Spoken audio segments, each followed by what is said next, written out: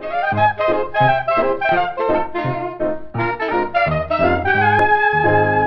everybody. Welcome to the CSOM podcast. And my name is Andriy. I'm here today with Amanda.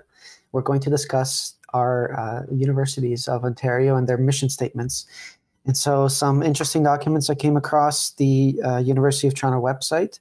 They have their mission statement and the purpose of the university, because we discussed, as you know, the purpose of university is there to teach, is to conduct research. And we were trying to discover what is their purpose in mandating vaccines and asking for private medical information. So I wanted to get into the documentation of that and present some really interesting documents for you. And it's going to be something to discuss. So the first thing that we're going to talk about is the policy, the purpose of the university. And this is just from U of T, so University of Toronto, as the most highly regarded institution in Ontario and probably Canada, and one of the top institutions in North America. And so we're going to be using them as an example of the institutions in Ontario. So the purpose of the University of Toronto, it states that University of Toronto is dedicated to fostering an academic community in which the learning and scholarship of every member may flourish, with vigilant protection of individual human rights and a resolute commitment to the principles of equal opportunity, equity, and justice. And do you think that that's being fulfilled? Do you think the university is doing their purpose? Well, that's interesting because, no, I don't think so. I think that they're pretty much violating that in several different aspects. And in, like, for example, fostering an academic community in which the learning and scholarship of every member may flourish. Meanwhile, de-enrolling students that are in the middle of their semester who have put lots of time and work into their studies, I don't think that's fostering a community in which one's academics flourish. Yeah. I mean, you're a U of T student, your first year, and you feel like the university has not fulfilled their purpose for you as a member of the community. Right? No, not at all. Because you're a student, you're a member, and it says for every member it may flourish. I'm a paying student of the school, and I'm not being given the same or provided the same services, and frankly, I'm not having the same education as others at the school community. I'm not able to go and, even just going to the library to study with other peers in my classes, I'm not able to do because I'm not allowed in that building or in those buildings. So that in itself is such an important part of university is, meeting people and making connections and being able to work together and study together and things like that. Just that, for example, I'm not able to have that, but others are, which helps their academics flourish and not mine. So I've been, so in that regard, just from your personal experience, the university has not done its job for you as an individual that's part of the community. And it goes on further. So just going beyond this personal story, the purpose of the university also states that we affirm that these rights are meaningless. So the right to study in the university, the most crucial of all human rights are the rights of freedom of speech, academic freedom, and freedom of research. And we affirm that these rights are meaningless unless they entail the right to raise deeply disturbing questions and provocative challenges to the cherished beliefs of society at large and of the university itself. That's interesting because I feel like although there may be some room for debate and open discussion in universities, from the very little experience that I have, it's still very clear that the schools are biased in several different ways. So that ability to raise those questions and challenge certain narratives and certain opinions and things like that, I mean, it's also not being fulfilled to the extent that it should be, because in many different aspects, a certain narrative or a certain idea is always being pushed, even if it's subtle. Right. But I mean, so have you been unenrolled from the university, de-enrolled? Not currently. I think that has been postponed now because they are going back online. Okay. They're online for the next month, and then they say they're going back in person. So I think that has been postponed because I technically can. But there have been students. But there have been students that have been de-enrolled, and I have been threatened with being de-enrolled come January 1st. It hasn't happened yet, but I assume that it's going to. And so basically when students provide these challenges, because when a student says, I am not going to be following these things because I think they're wrong and I think they should be discussed. These are my opinions, so you need to accommodate me because that's my creed, that's my opinion, that's my belief in personal liberty.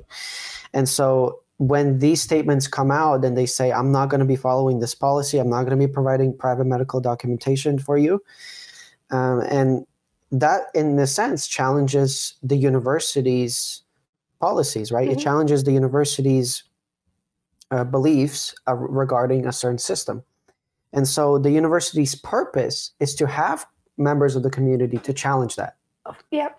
Whereas if they're unenrolled, that simply means they are putting those opinions aside. Yeah, they're not giving us even a chance to challenge it. Yeah, challenge anything. They're not. So. Okay, and continuing on. So this is not just the main thing here, because there's a lot of other things that are deeply concerning that the university has not been true to and held accountable, really. But it really, so the university community, it states that it is it is fundamental to mandate the spirit of academic freedom and the freedom of inquiry and rational discussion. And so it is fundamental to the university and its mission to promote these discussions. I mean, that would be the only place where society's beliefs should be challenged. Yes. And that should be the place where, everybody of all different kinds of beliefs and belief systems should come together and discuss everything and figure out what's the best way to go about it. Yes. And it should also be, the professors that are teaching at these schools should also, I guess, abide by that and not push their own ideas and beliefs, rather be open to, they're there to teach a class. They're not there to push their own, whether it's political beliefs or whatever, onto students. So they should, when you have a professor saying one thing, everyone listens to them and just doesn't question it. So they should be following that as well. They should provide environment, open discussion and things like that, which from my experience, I feel like they haven't. Right. And the professor should encourage that, only because a lot of students will be afraid to speak up, so they don't want to lose grades, right? Yeah. But the professor should almost be, giving incentives or giving higher grades to students that would actually go against the narrative and challenge and ask deeply concerning questions, right? That would be the whole premise, that they're following the mission of the university. Yeah, it's more difficult to challenge what you're told. It should be rewarded. Rather than to just listen to it. Yeah, 100%. It's easier to just listen to what you're told or what you're told to believe and just agree with it. And it takes more effort to sit there and go, maybe what about this or this, and to question it. It's actually more difficult to do that. So it shouldn't really be punished. Yeah. And it's not only be punished, but again, I think the professor's job is to provide that environment, that safe environment to speak freely without consequences of losing your marks and going against the professor, right? The professor should be knowledgeable enough and should be a critical thinker himself or herself, and they should encourage the students to become critical thinkers, right? Because they may have their own opinions, but if they're not expressed, they're not going to be critical thinkers. They're just going to follow it. They do teach to be critical thinkers. I've had like actual lessons and topics discussed in class that it's just like about critical thinking and the importance of critical thinking, how to be a critical thinker, all this. Like it's in my curriculum, what I've been taught this semester. Right. And then when you actually go and do that, it's in certain situations, it's frowned upon. Right. Right. And you get penalized for it with your grades. Yes. Like if you don't agree with the professor's opinion, for a lot of the professors, not everybody, there are good professors and there are bad ones. However, all professors should follow the mission statement. It is part of their job, right? It is part of their job to teach according to the mission of the organization. Yes, and from all points of view, not just their own. And they should be able to take in all the opinions. And we have numerous examples just from students part of our group of the CSUNT organization that have been discriminated against, and they have had consequences, being removed from class for thinking differently, or not being heard or being ignored completely for just expressing their opinions. Right? So we're going to talk about creed and whether or not that's an actual thing that is that the university supports. So this is the university statement on human rights. They have something like that too. And so it states that the university acts within its purview to prevent or remedy discrimination or harassment on the basis of race, ancestry, place of origin, color, ethnic origin, citizenship, creed, sex, sexual orientation, gender identity, etc. So to me, it seems like all of these things, marital status, family status, disability, age, gender expression, gender identity, place of origin, color, ethnicity, all of these things are being supported. Yes. But creed is not. Yes, and I think it's also because a lot of people aren't really aware that that's a thing.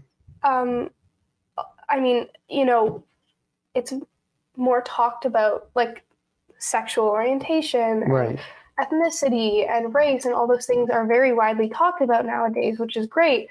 But something like this is never really talked about, so a lot of people don't really realize that it falls under this category as well, and it's just as important as everything else.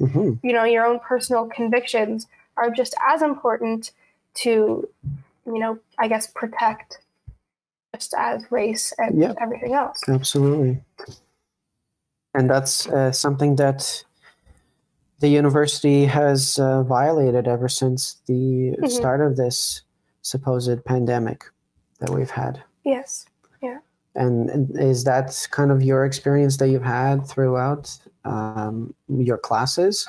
I mean, were you able to express your thoughts freely when you were attending class, whether it was, during a lecture, like you mentioned, the professor would begin talking about his own opinions on COVID. And yes. Were you able to just speak up and say something? Well, the fact that they were pre-recorded lectures did not give me an opportunity to do that. That is another issue there. Yeah. So not only is it online, which makes it a little bit more difficult to do that, but they were also pre-recorded and they weren't live lectures. So there was no room for any sort of discussion because they were recorded. So it was a little frustrating at times because there were certain topics that were being brought up that I had to just sit through and just listen to without being able to challenge anything, which I feel like when I was in high school, that was my thing. That was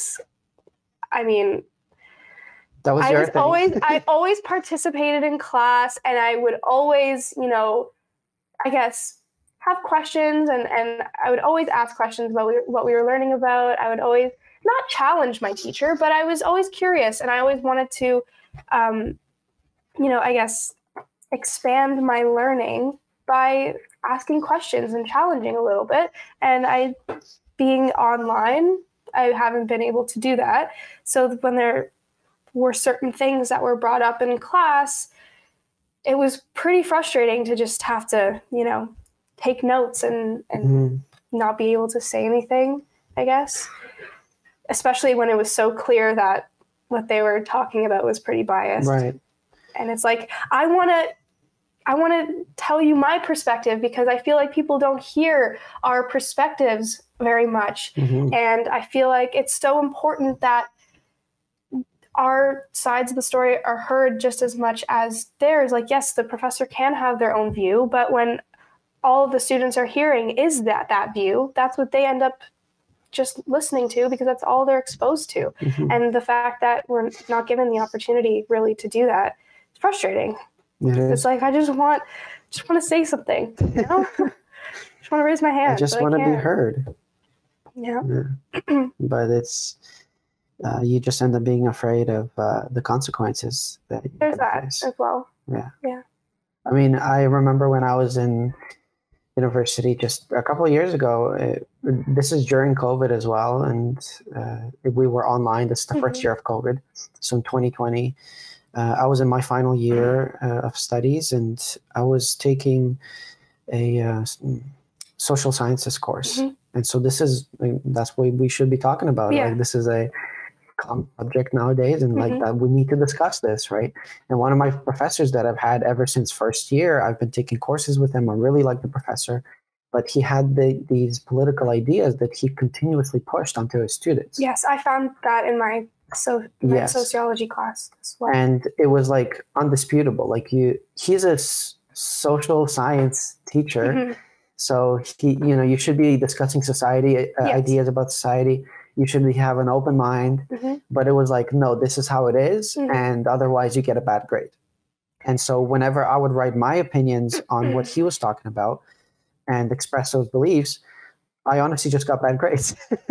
And it wasn't because bad writing but I honestly just got something, marks taken off because I did not follow the curriculum that he was teaching. And the curriculum was his belief or his research on this sort of study or on his political beliefs. That's how I felt in some of my social science classes this year. I understand that these topics should be discussed in these classes, which is, 100%, they should be discussed, but they should be discussed from different angles and not just one. And I love writing. I always have. I felt like I could always express my opinions well when I wrote assignments for classes, especially like in high school. I loved doing it. And I noticed that when I was writing assignments, I wasn't actually writing what I maybe agreed with or my opinions or my stance. I was just writing to cater to whatever my TA or professor, what I thought they wanted to hear because I wanted to get a good mark. Right. And it's honestly sad. And it's sad that you got bad marks for doing that. That's not what learning is. It's just...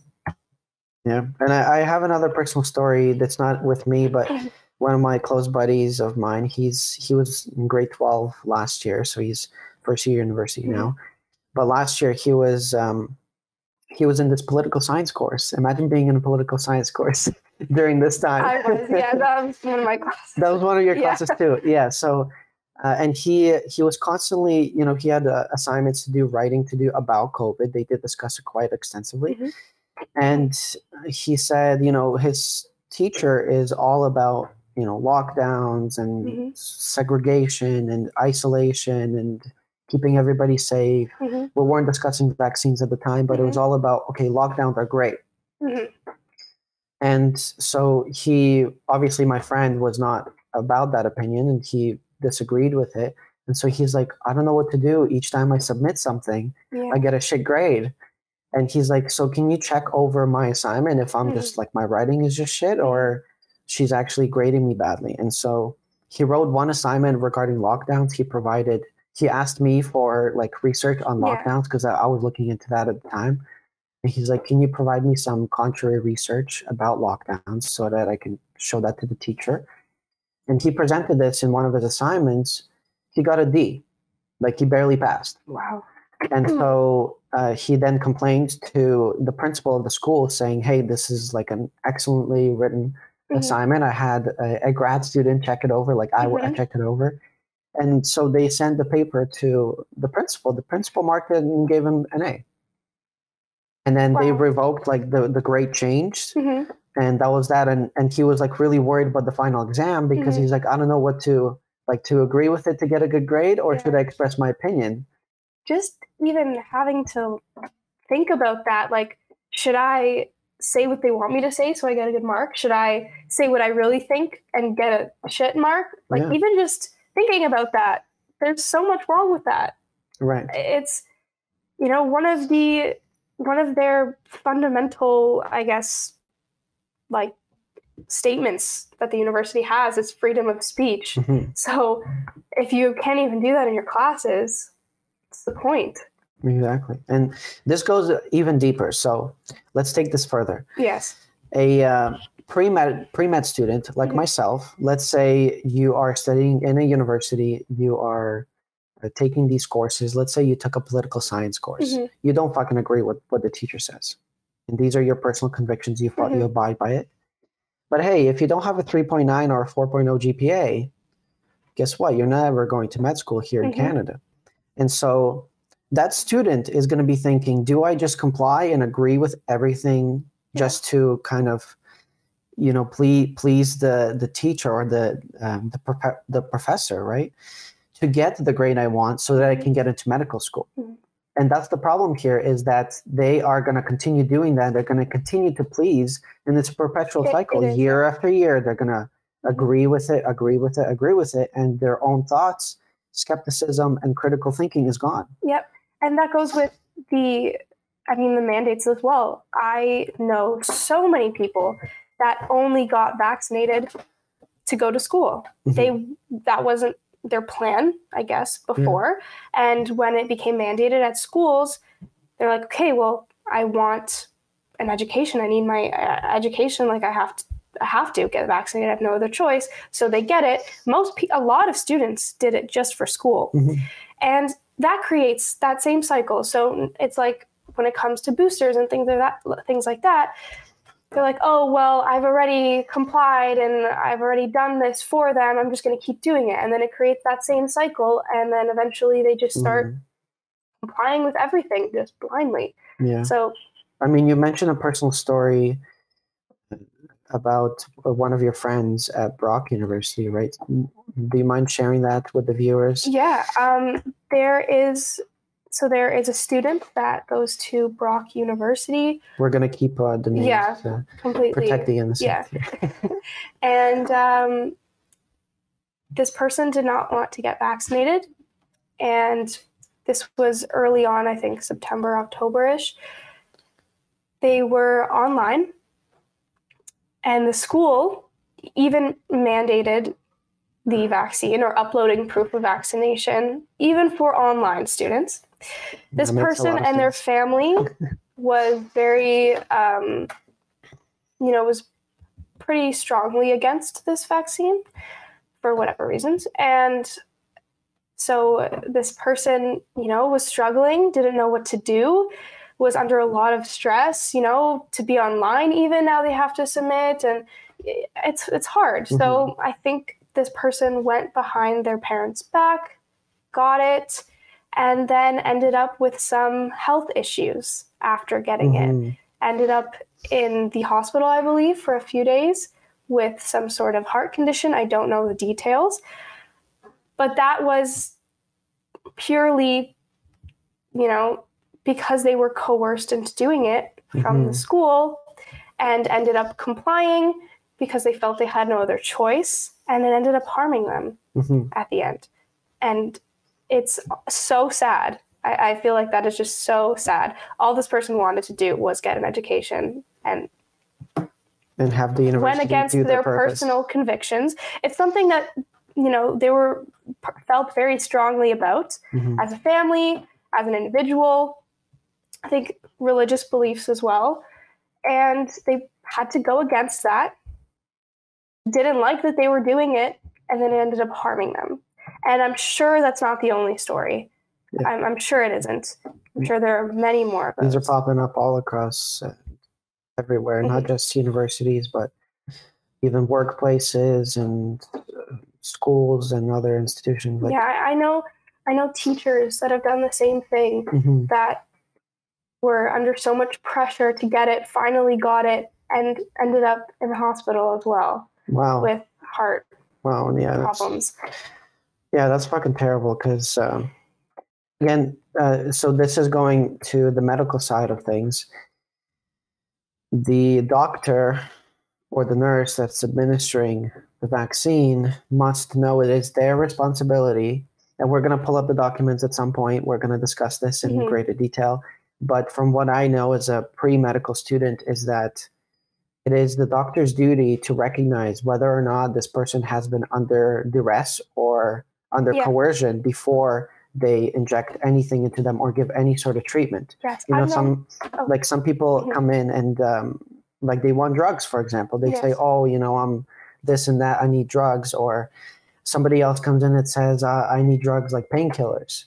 But it is a doctor's duty to recognize that this patient is not coming in for painkillers for themselves. They're coming in for painkillers for somebody else because they already got their dose and they can't get any more. Right? So these things should be recognized, and it goes the same for vaccines. They should know that, hey, are you here because of your will to get the vaccine, because you want to get it, because it's for your own health? Here's the risks, here's the benefits. Assess that yourself. This is my recommendation. And then that's informed consent. But if they are coming in and they say, hey, doc, I'm getting this vaccine because the school forced me to, and I'm going to lose my education if I don't, that is coercion. And the doctor is responsible for that injection and what happens to the person after that. It is their responsibility because then they are responsible. It's harm, right? It's malfeasance is what it's called in terms of doctor practice. And you don't hear about that at all. Nope, it's not talked about. Nobody's liable. I've known, there's people that I know that have actually cried while getting their dose. Because they didn't want it. Because they didn't want it, but they were going to lose their job or their school or whatever it may be. And it's like, how are we putting people through that with no, there's no consequences after? No one is liable for any of this. It's crazy that people aren't recognizing that, how horrible it is. And I mean, the irony is I worked at a vaccination clinic for a couple of months. And so the patients come in and, I mean, eventually I told them I couldn't do it.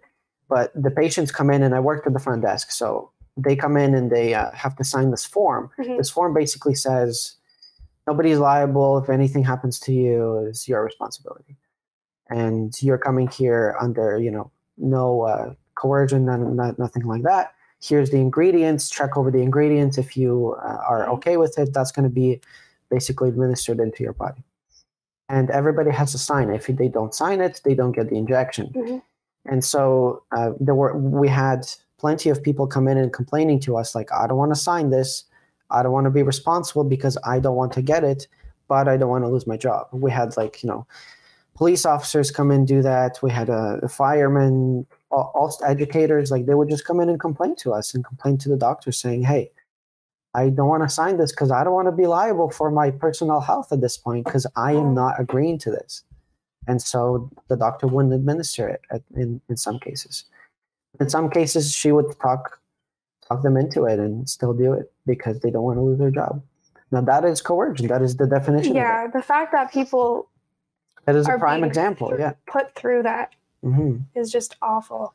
And so the university is doing very similar things with the students, forcing them to get this in order to have their services, although their mission statement and their purpose states otherwise.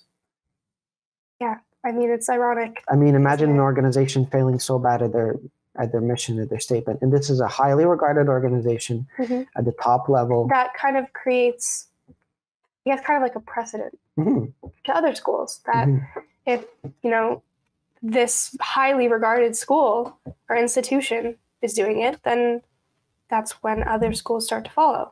Right. And think that they can do this as well. They're going to look at U of T as an example. Oh, let's see what's U of T doing about this. And they're going ahead and, pleasing the big pharma business. And look at Brock University. They were one of the first to mandate it for online students. And then here we are, pretty much every institution now is saying upload or you're kicked out, you're enrolled. So it sets an example for others to do it. It's like, oh, wow, look, they did it and nothing crazy happened, so we're going to do it too. Well, if you look back to like sometime before the summer, I believe Western was one of the first schools to mandate it for residents, and then slowly all the other schools started to follow, right? Because as soon as one does it, it's like, okay, now we can do it too. Right. And just snowballs from there. Yeah, it's a snowball effect. And so for those viewers who are still questionable about this and they think that the university had to do it, they were forced to do it because these are government policies, they have no say in this, and that they are, here for public health, and basically if the university don't complies with public health, then they will not be able to continue their practices. So we do have documents to present about that as well, whether or not the university was actually forced to do this, or was it their own personal choice to establish such a policy? Yeah, so a lot of people are under the impression that the universities and the colleges had no other choice but to implement this. This document from the Chief Medical Officer of Health of Ontario states otherwise. So there's a document here. It's the instructions that were issued by the Chief Medical Officer. And it says here that there is a mandatory COVID-19 vaccination policy must be established. However, what that vaccination policy has to be was pretty much up to the school. So they say here in Section 1 that every covered organization, which refers to universities, colleges, private career colleges, things like that, must establish, implement, and ensure compliance with a COVID-19 vaccination policy requiring its employees, staff, contractors, volunteers, and students who attend campus to provide one of the three following items. One being proof of full vaccination, or written proof of a medical reason provided by a physician, or the third option, proof of completing an educational session approved by the covered organization about the benefits of COVID-19 vaccination prior to declining vaccination for any reason other than a medical reason. And then it goes on to state what the educational session has to cover. So that third part. Third part was Can you go over that again and kind of describe what that means? So pretty much, students are given the option to decline vaccination. They can be given that option as long as they, I guess, complete some sort of educational session, which basically here the schools must encourage vaccination. So that could be through educational sessions and things like that. But if an individual watches or completes one of those sessions and still chooses, with all the information that they've been given, to decline vaccination, they can still continue to attend campus and attend school regularly, as according to this document. However, if you go on to, interestingly enough, you go on to Section 2, and it says, despite paragraph 1, a covered organization may decide to remove the options set out in paragraph 1C, which is the ability to decline after completing the educational session, and require all individuals to either provide proof required in 1A or 1B, which is proof of vaccination or medical exemption. So it's odd because they give the school, they tell the school you can, require one of these three options, but you can remove that last option. So pretty much what all the schools did was remove that option. But it was up to them. Nobody told them that they had to. It says that they can. It said they had to implement a policy, but it doesn't specify that policy you must de-enroll students. It doesn't say that anywhere. It doesn't say you can't have students come to campus unless they are vaccinated. Or it doesn't say anywhere that students can't participate in online classes. I mean, none of that is in here. It clearly gives them the option. Okay. So just to summarize this whole thing that you've mentioned, the Chief Medical Officer of Ontario gave this document to all these organizations, including universities, and it basically states that the universities have 3 options to implement a COVID-19 policy. Issued on August 30th. August 30th. Yeah. Okay, so just before the start of the start of the fall semester. And so they were given 3 options, and one of those 3 options entails that if the students, faculty, staff refuse to take the vaccine, they would have to go through an educational video or educational program. And then if they refuse after that, then that's okay. They should continue and they should receive their services. Yep. However, the statement further says that they are allowed to remove that option if they choose to. So it is their choice, in essence, at the end of the day, to remove that 3rd option. Because I don't think anybody in Ontario has ever been given that option to watch an educational video and then still decline. When applying for an exemption, I believe prior to filling out the exemption form, at least for U of T, because I did apply for an exemption, there is a series of videos, or a video, I can't remember, that you are supposed to watch before you apply for the exemption. Right. But the thing is, here it doesn't state that you must have an exemption in order for, that educational session to, I guess, be valid. Yes. So, I mean, what was the point of that? Yeah, I don't know. Okay, so the universities, it was their personal choice to remove that 3rd option that would not force people or coerce people to be vaccinated. Yeah, so they would be doing their part by encouraging vaccination, which they can do. They would not be liable from the government. Exactly. They would have their everything covered. Yes. But instead they chose to take it too far and start really messing with students and staff and faculty and their, I guess, right to education and right to work. And they crossed the line. They did. Right. And that they didn't have to cross. If we're looking at this from a rational, logical perspective, which doesn't seem to flourish anymore, but if we do look at it from that angle, we just went through the university mission and their purpose. And so their purpose is to provide an environment that is free of discrimination, that encourages flourishment of ideas from everybody that is part of the community. And so they had the option to fulfill their purpose and their mission. I mean, that should be their primary thing, is to promote freedom of speech. It says, the most crucial of all human rights is the right of freedom of speech and academic freedom. And so if they have this policy here, the mission statement, and they have this choice given, it should be no-brainer to take that choice and provide students with the ability to decline in order for the ideas to flourish and in order to discuss things. But they decided to go completely against their policy and completely against all of their mission statements that it says. It might as well just be thrown out. Like, they completely violated all these things only for them to be pleasing the government ideas and big pharma that profits off of all this. Yep. That's in essence what happened, right? That's the way. Guess, yeah, that's pretty much. That's exactly it. They had the.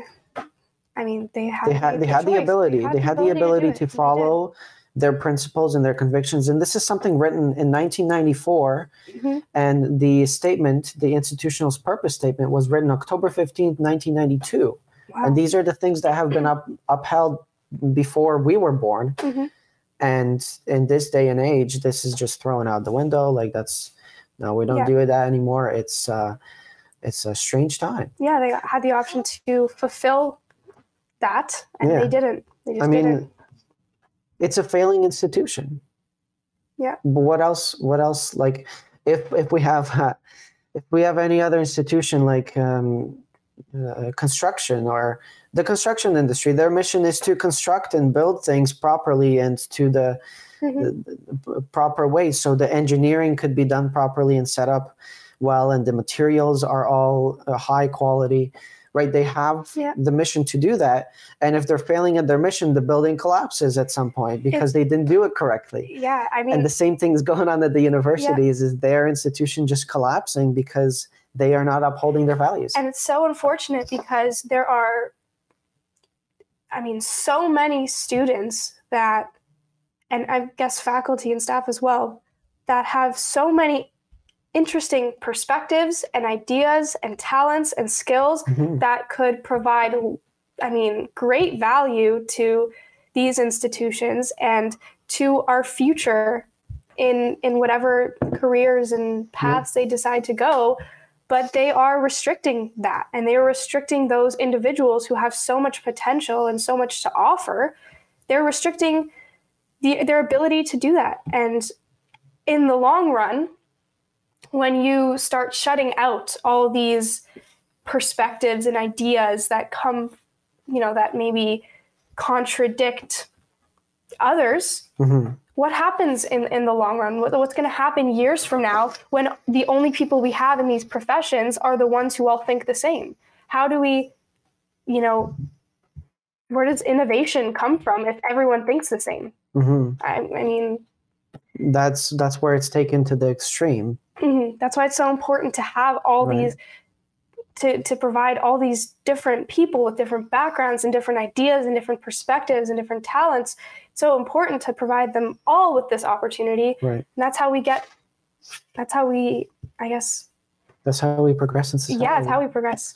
100%. And so we're not just talking about students being not heard. Right. We are talking about faculty, professors have been laid off. Same thing, who have so much to give as well, and now they're being they have silenced. gifts and talents, and they have their own opinions. They are well educated. That's the reason they got the job, right? And they are being silenced because their opinions are not welcome. And where that leads, we could go a little bit further about this. For example, just like my buddy who had different ideas about lockdowns, there have been thousands and thousands of people who have committed suicides, stress, depression, right?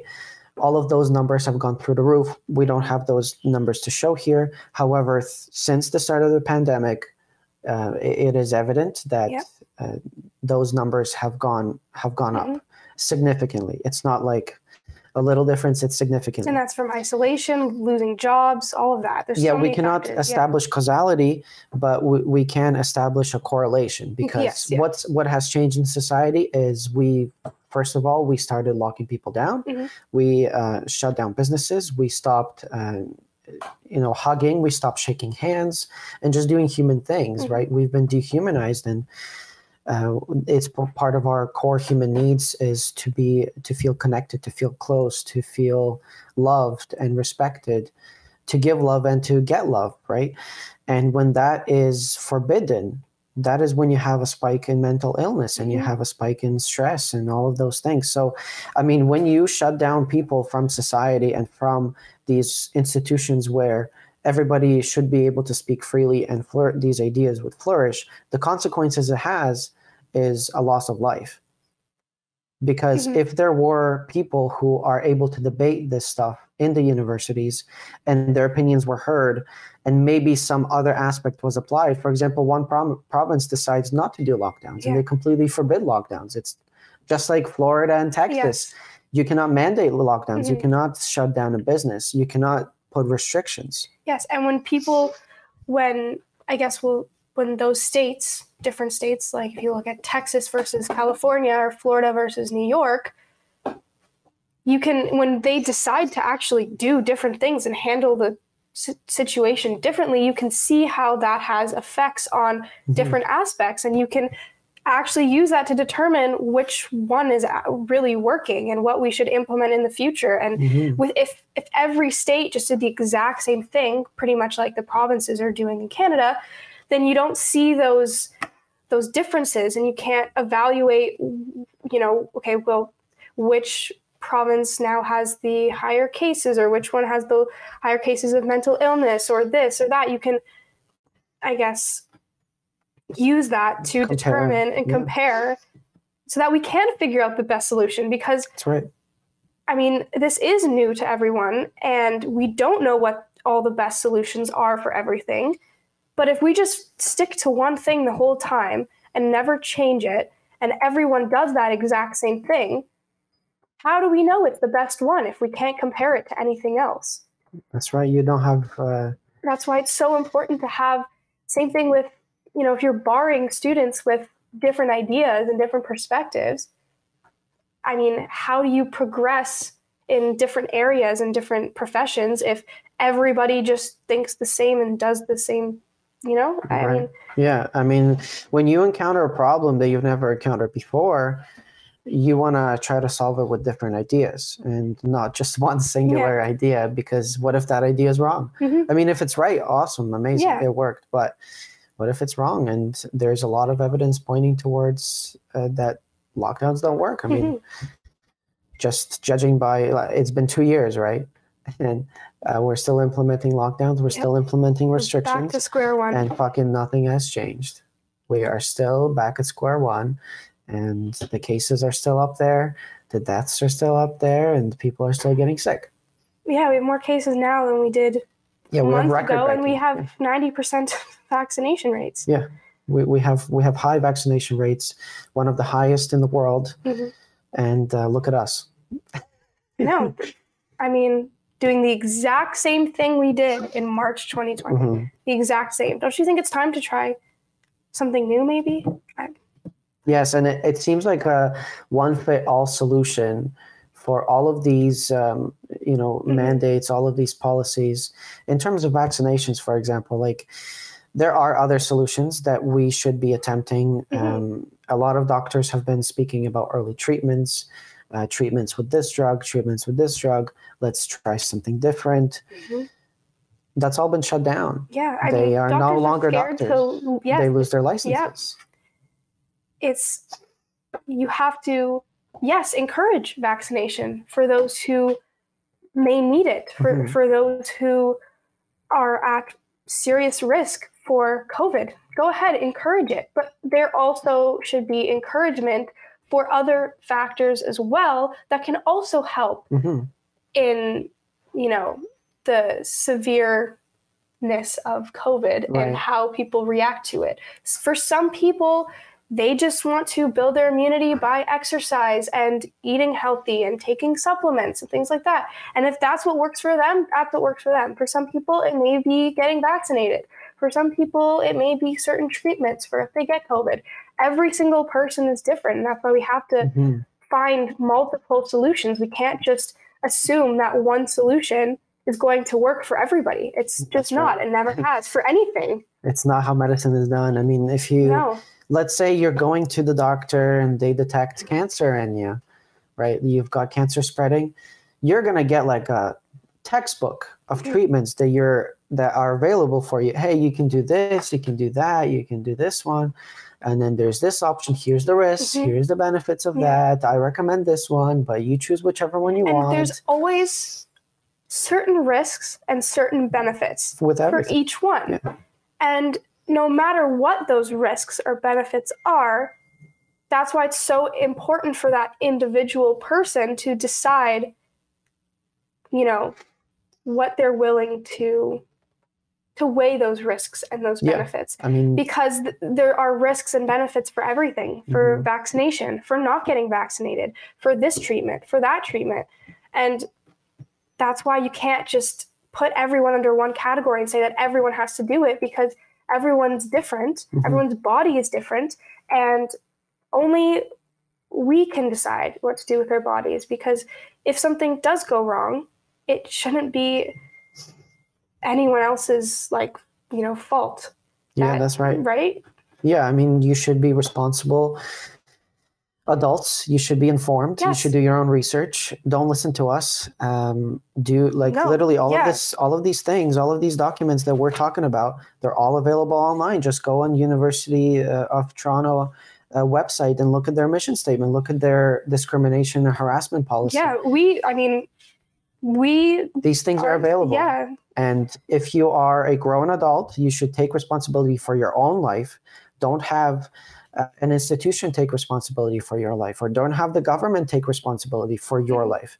The state of your life is in your control as an adult, and you should take on that responsibility on your shoulders and handle that. That is something that has been lacking throughout the course of this pandemic, is people taking individual responsibility as well. You can't control what everyone does so that we can save everybody. That's just not sustainable. You can't do that. So that's why it's so important that we start taking responsibility for ourselves and doing whatever we can for ourselves and our families to keep ourselves safe the way that we know how, and doing our own research. I mean, we've come to all of our own conclusions through our own research and our own experiences, and that's it. We don't know what the best thing is or the right thing is. Frankly, no one does. That's why we all have to make our own choices, because you can't say anything is 100%. You can't. So if it's not 100%, then we have to just choose for ourselves. That's right.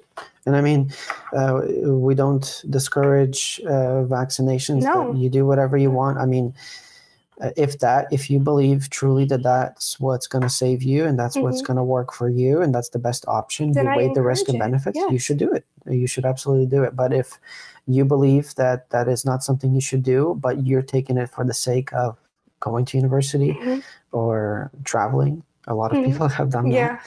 And that's not the right thing to do, because it's not right for your body and it's not right for your health. But then you have a lot of people that say that putting yourself first is selfish like that. Oh yeah, they've told you you're selfish. Oh, I've been called selfish countless of times. Even though I'd like to think that I'm not selfish. I'd like to think that having these opinions it's not selfish at all. I mean, but why would I potentially put myself at a risk just to please other people and then get ridiculed for it? I mean, there's so much, I guess, hate for people who have this stance because they're looked at as selfish. So explain that. I mean, if somebody says you're selfish for not taking the vaccine, I think they're selfish as well then. If they want me to get vaccinated for them, isn't that selfish as well? Yeah, I mean, I don't understand why your vaccine doesn't work. Yeah, no, that's a whole other thing that we can get into. Yeah. If you'd like, but. But I mean, if somebody says, okay, you're selfish for not following public regulations and your medical needs are different than mine, you're selfish. Why is that wrong to say? On their part? Yeah. Well, how would you refute that? You've been called selfish for, maybe not wearing a mask at a certain time, or not taking the vaccine or not disclosing your status. Why would that be considered not selfish? I mean, there's been a whole industry regarding self-love and self-respect and treating yourself first before you treat others. You have to, and I mean, it's a great thing that's been going on, because a lot of people have been, people pleasers, and all they try to do is kind of help everybody out, and then they leave themselves last and they end up suffering. Yeah. For example, so a lot of people say that those who don't get vaccinated may be selfish because they will be putting others at risk who may be compromised, like grandparents, let's say. In my case, my grandparents wouldn't want me to undergo anything that I don't want to do just for them so they feel better. My grandparents, if they want to get vaccinated or not get vaccinated, they do whatever they want, and they don't care if me or my family does, because why would they want me to undergo something I don't want to do just for them? They're our grandparents, right? Since when are we sacrificing the young generation for the sake of grandparents. Or for the sake of anybody. I mean, and you do sound selfish right now, is saying this to people who don't understand. We need to kind of go into it a little bit further to provide some better. I would think the reason they say this is because it prevents transmission. Which it doesn't. Which it doesn't, right? That's the whole false narrative here, is that, okay, once you're vaccinated, you cannot get your grandma sick. You cannot get the immunocompromised sick. But that's false. That is a false statement. It is not true. It has been disputed, and nobody says it anymore. It's not about the transmission. I mean, look at us. All the vaccinated people are getting sick now. A high majority that have gotten it are vaccinated, right? And so when they say you're selfish, it's under what premise? Under what circumstances would you be selfish? You're right. I mean, it is wrong to have your grandparents say, hey, you need to get this to protect me. Yeah. And look, I don't want to harm anybody. I would never want to.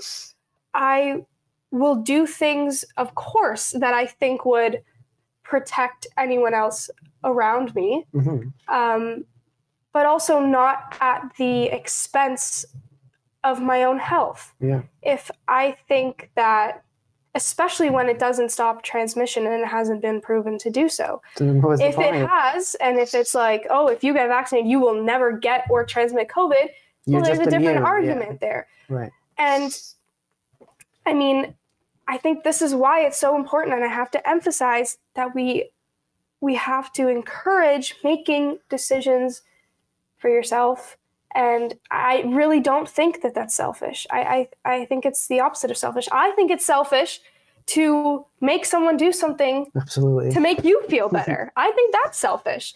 And that's why everyone just should make their own choices for whatever is best for themselves. And that's how we avoid all of this. That's how we, I think that's how we solve all of this. All of these things. All this debate of who should get vaccinated and mandates and lockdowns and this and that. If we just let, the business that wants to stay open and run their business, and the business that doesn't because they're scared of getting COVID or they're scared of whatever it may be, go for it. But I mean, that's your choice. Like, if you want to run your business, you have the right to do so. If you don't, you don't. If you don't want to go into a business because you're nervous of getting and transmitting COVID, then don't go into that business. I mean, we can't cater to every single person. That's why everyone has to kind of do what they think is right for themselves and for their families. Yes. I mean, that was well. Otherwise, it gets it gets way too complicated if we try catering to every individual need. That's why it's so important to focus on protecting ourselves and doing what we can to keep ourselves and our families safe. And that's it. That's it.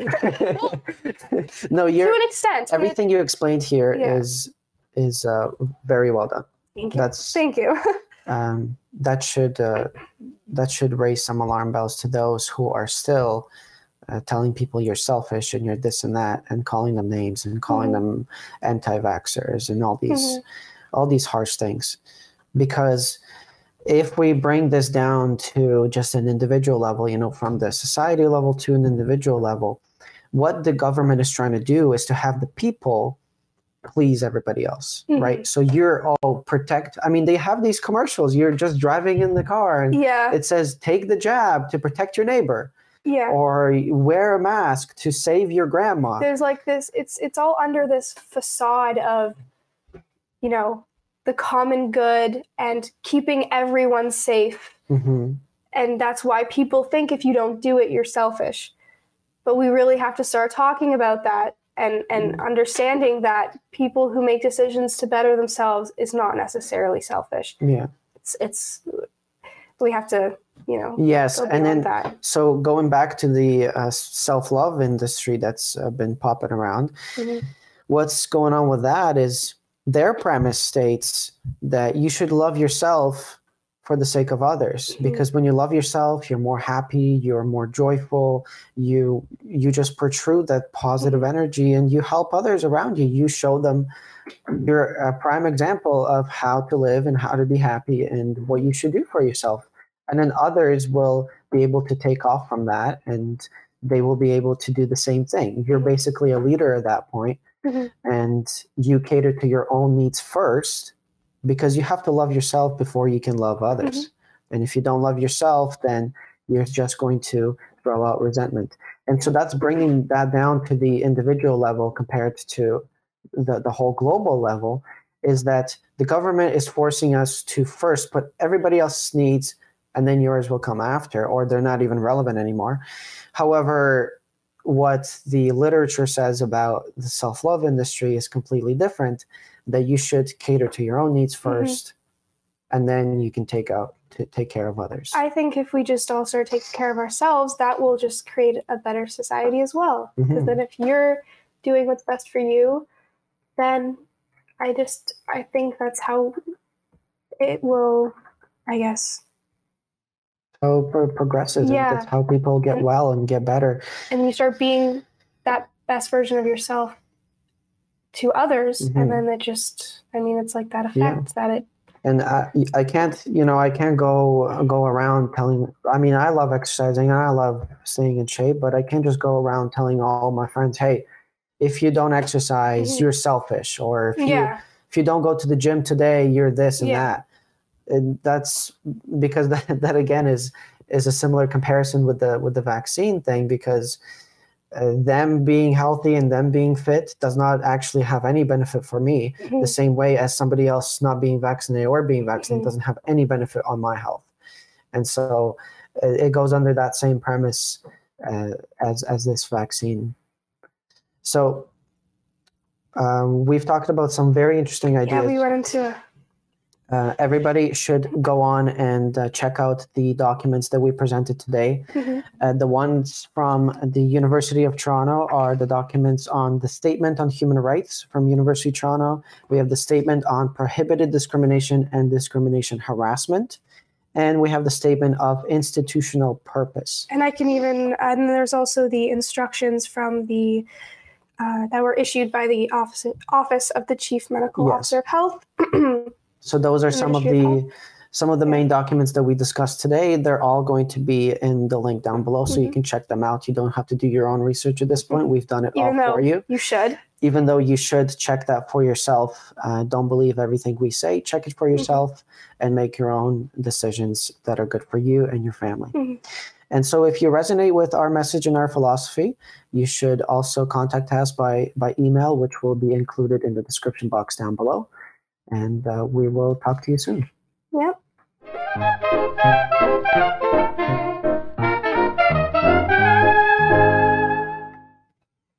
That was good. That was so good. That was really good. I'm so proud.